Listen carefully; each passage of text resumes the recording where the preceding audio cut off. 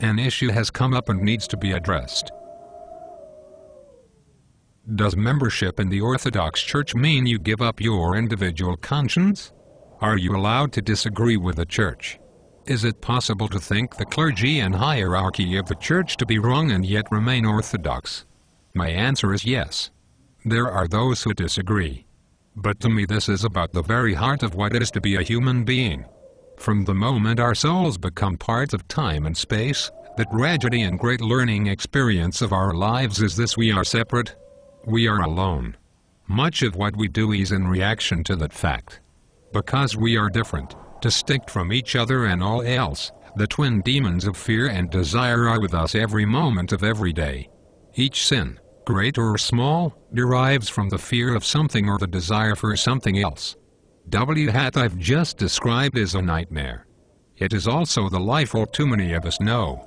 The very young aren't too bad off. A child has not yet had a chance to grow into a more advanced person. For a child to be a greedy coward is natural and not really a problem in and of itself. But the greatest sadness and horror is for those adults who never really become more than sophisticated children. I spoke of fear and desire. How they oppress us and force us to deal with our worst selves. I think of them as primal emotions, like prime colors or bass notes.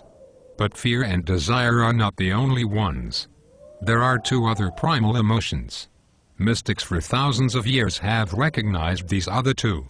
They are the antidotes to fear and desire. One is loyalty. The other is compassion. Without these two, we are no more than intensely clever animals. One or the other is not enough. In both we transcend our limits. With loyalty we place our own will to the service of something outside ourselves. We desire and fear not on our own behalf, but for the sake of an idea, an organization, a nation or a work of art. Something. But of course what I've just described is worse than a robot. It is ultimately a fanatic.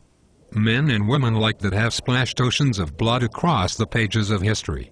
We have no reason to believe that will stop. When you add loyalty to fear and desire, the result is all too often terrible. Because in practical terms, loyalty can only be given to fallible things and people. Which is why it must be tempered with compassion. Compassion is not directed at things but toward other living beings. It is what makes us wince when someone else hurts themselves.